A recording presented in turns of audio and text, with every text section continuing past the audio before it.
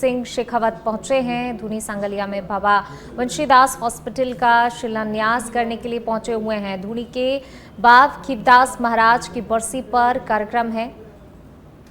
कहा कि बाबा जी थे तो अमर हो गया था और नाम तो थे जो है अमर और किताबा में लिखा दी। तो ये जो परंपरा इस पीठ की है, इस पीठ ने निश्चित रूप से जो कोई भी समय के सापेक्ष और प्रासंगिक काम है, जो भी समय की आवश्यकता के अनुरूप काम है, उस हर काम को करने का बीड़ा जो है समाज ने, पीठ ने उठाया। हम सब जानते हैं भारत में इस तरह के आध्यात्मिक चेतना के जो केंद्र हुआ करते थे, वो सारे के सारे केंद्र समाज को केवल धर्म की शिक्षा नहीं, अभी तो समाज सन्मार्ग पर रहते हुए किस तरह के समय के सापेक्ष कृत्य करे उसके लिए प्रेरित करते थे।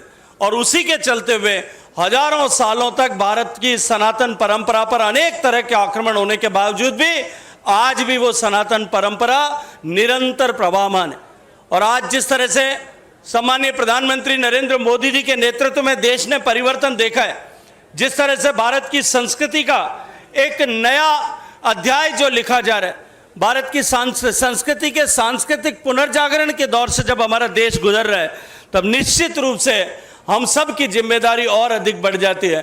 और उस जिम्मेदारी का निर्वहन करने के लिए हम सबको प्रेरित करने, सन्मार्ग पर रखने की जो जिम्मेदारी है वो संत समाज की है। और ये सांगलिया धूनी उस जिम्मेदारी को निभाने के लिए बहुत जिम्मेदारी के साथ में काम कर रहा है। मैं बाबा ओमदास जी के श्री चरणों में प्रणाम करते हुए माननीय प्रधानमंत्री जी का जो संकल्प है कि हर व्यक्ति को उत्तम स्वास्थ्य के लिए सुविधा मिले, उसके लिए उन्होंने आयुष्मान भारत योजना प्रारंभ की। उसके लिए उन्होंने प्रिवेंटिव हेल्थ केयर के लिए हमारे हर गांव में आयुष्मान सेवा केंद्र हो, चिकित्सा केंद्र हो, उसकी कल्पना की। और उसके साथ साथ में देश में बेहतर चिकित्सा सुविधाएं उपलब्ध हो, उसके लिए नए एम्स का निर्माण किया है। देश के हर जिले में मेडिकल कॉलेज खुल सके, इसके सपने को साकार किया है। मुझे याद आता है जब हम 2014 में लोकसभा में थे, स्वामी सुमेधानंद जी सीकर में मेडिकल कॉलेज खुले, इसको लेकर के हमेशा प्रयासरत रहते थे। यहाँ सीकर में एक समय ऐसी परिस्थिति बन गई थी कि यहाँ मेडिकल कॉलेज खुल सके इसकी संभावना नहीं थी। लेकिन मैं आज इस धरती पर खड़े होकर के अभिनंदन करना चाहता हूँ स्वामी जी का कि इन्होंने प्रधानमंत्री जी से स्वयं जाकर के निवेदन किया, हम सब की भी गर्दन पकड़ करके हमको भी साथ ले जाने का काम किया। और आज इनके प्रयास से, इनके पुण्य से आज सीकर में मेडिकल कॉलेज जो है वो फंक्शनल हो गया। देश के हर जिले में मेडिकल कॉलेज बने ताकि देश में लोगों को चिकित्सा सुविधा के लिए कहीं दूसरी जगह न जाना पड़े।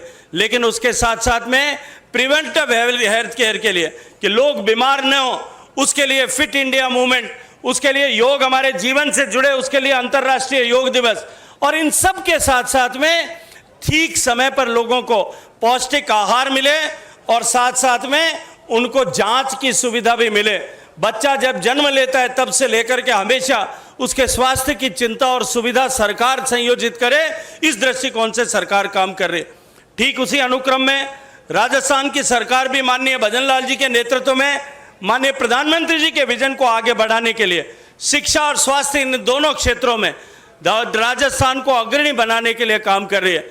मैं महाराज जी ने ये जो इनिशिएटिव लिया है, जो शुरुआत की है, इसके लिए महाराज जी के श्री चरणों में प्रणाम करते हुए कि बाबा जी ठीक मनु कोई काम हाथ में ले लेवे तो वो काम तो जो है गुरु महाराज की कृपा से अपने आप ही पूरा हो जावे।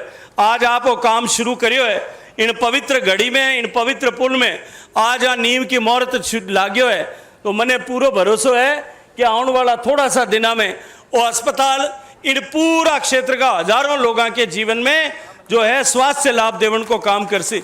और साथ ही साथ इनमें राजस्थान सरकार रो जो भी कोई योगदान री आवश्यकता है वो राजस्थान सरकार और केंद्र सरकार की तरफ से जो भी कोई जरूरत है वह सारी जरूरत पूरी करने वास्ते पीठ के सागे दोनों सरकार पवित्र भावों खड़ी है।